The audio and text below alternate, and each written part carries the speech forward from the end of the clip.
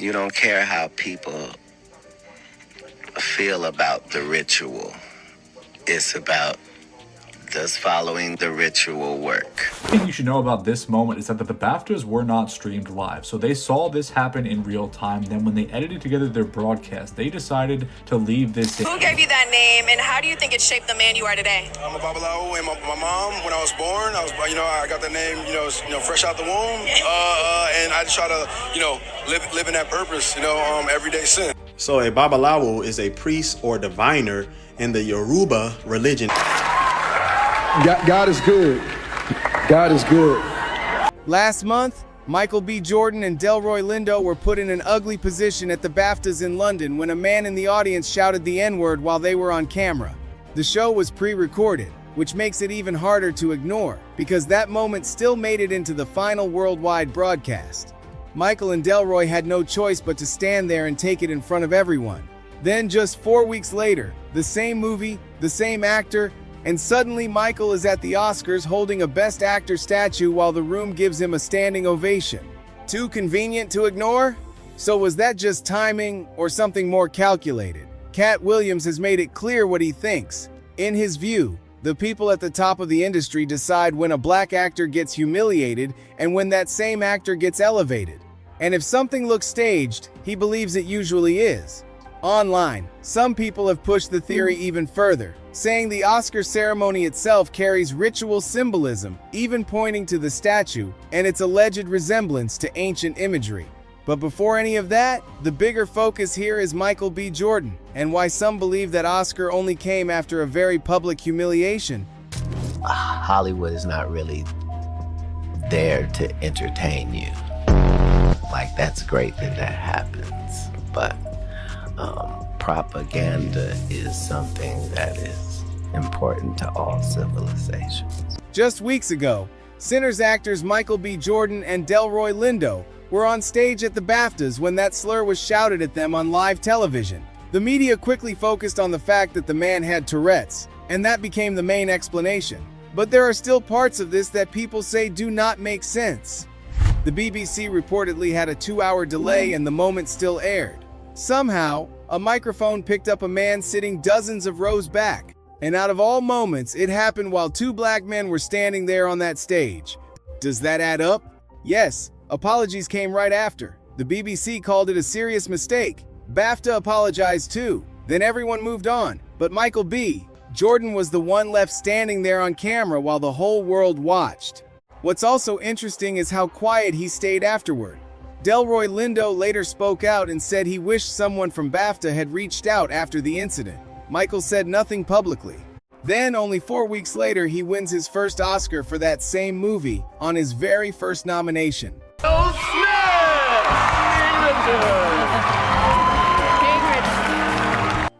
I am overwhelmed by what God is calling on me to do and be. And that is the same kind of pattern Katt Williams pointed to when Will Smith slapped Chris Rock at the Oscars, then walked up and won an Oscar just minutes later. Chris Rock and Will Smith were both humiliated that night, just in completely different ways. The slap took over the whole broadcast, but what a lot of people forget is that less than an hour later, Will was standing on that same stage holding his first Oscar. The humiliation and the reward happened in the very same show. Did that feel planned? And according to Katt, that is exactly the point. He says these moments only work when major stars are involved, because the bigger the name, the bigger the impact. In his view, when something feels arranged, it usually is. And the real decisions are being made behind the scenes, by people who choose when a black actor gets embarrassed in public, and when that same actor gets celebrated right after. It is worth doing when the industry is canceling one black guy. I know what happens when they are going to elevate another, and I know what happens when they don't care about either of them. I'm saying that everything that happens in a business that's based off of pretend, that seems like a setup is. And then look at what followed. Will Smith ended up banned from the Oscars for 10 years. His reputation took a hit, Emancipation underperformed, and his career has not looked the same since. Chris Rock, on the other hand, saw a major boost. He landed a Netflix special and started selling out arenas. Who really benefited there? That is Katt's bigger point. In these situations, somebody pays and somebody profits. In 2022, Will was the one who paid, while Chris was the one who gained after that very public humiliation. And now in 2026, some people believe Michael B. Jordan had to absorb that BAFTA moment so he could be rewarded with an Oscar a month later. Same script, different names. These circumstances are not, we see them as, oh, this is live. He said something about his wife and then he got mad and jeopardized his career. And then the other guy had to decide what he was going to do with his career. And then no, we have to understand that these are two giants in our field if you're a Black person. Correct. This is two guys too big and too good to be involved in what they're in. These are when two large boulders come together and you can't see Chris Rock winning at all. He's humiliated. If you were going to slap a comedian, he was the number one to slap, head of the coons, so slappable. And if you're going to slap him, you just need the greatest guy, the bestest guy, the one who's shown us him being on his best behavior since the 90s. That guy is the one that will have to slap him. In all of these situations, it's only the artist that's losing. Somebody makes big money. But what Katt is talking about did not begin with Will Smith or Michael B. Jordan. If you really trace it back, people point all the way to Hattie McDaniel in 1940, the first Black performer to ever win an Oscar for Gone with the Wind. She made history, but the role itself was a made stereotype that many Black viewers were uncomfortable with even then. And on the night she won, she still was not allowed to sit with everyone else at the main table. She was placed at a segregated table in the back of the room. What kind of victory was that? They made her sit at a segregated table in the back of the room.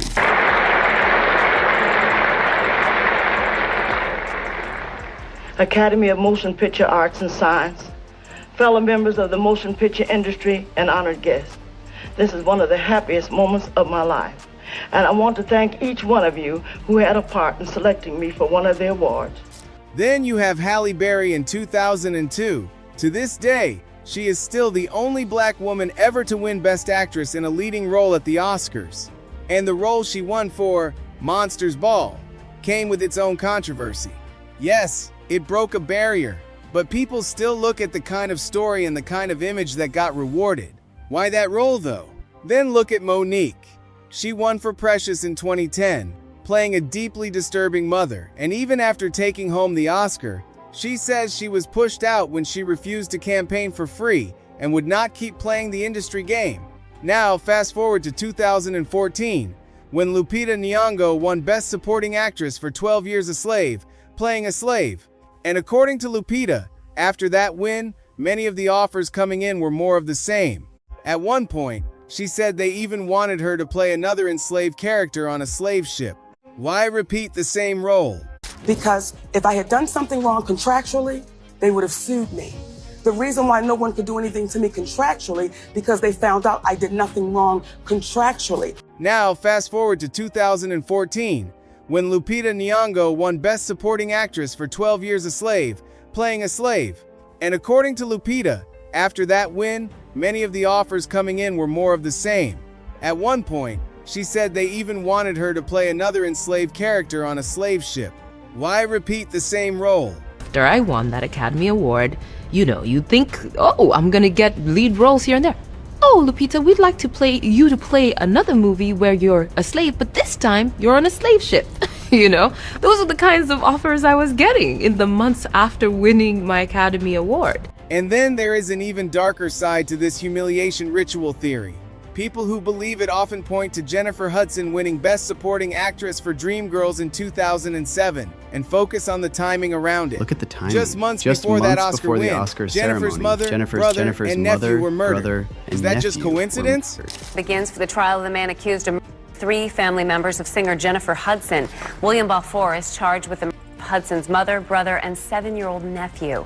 She's expected to be in court every day, and she's also on the 300-name list of witnesses who will testify for the opening statements, which begin on April 23rd. And that is where the bigger pattern starts to stand out for a lot of people. No Black person has ever won Best Director at the Oscars. In the Best Actress Lead category, Halle Berry still stands alone since 2002. In Best Actor, only a small handful have won in nearly a century. The message some people take from that is simple. You can perform in their films, you can help tell their stories, but control is something else entirely. Do you see the pattern? So yes, seeing Michael B. Jordan holding that Oscar is a powerful image. No one can take away what that moment looks like on the surface. But Katt Williams would ask the harder question, what had to happen first? What did he have to absorb before the reward came? The humiliation happened in London. The celebration happened in Hollywood. 4 weeks apart, same movie, same man. Maybe some people will say it is all coincidence, just dots being connected after the fact. Maybe. But when you look from Hattie McDaniel being separated on the very night she made history to Michael B. Jordan being publicly insulted just before winning gold, it is easy to see why people keep asking whether this is really random at all. As Katt put it, if it feels like a setup, it probably is.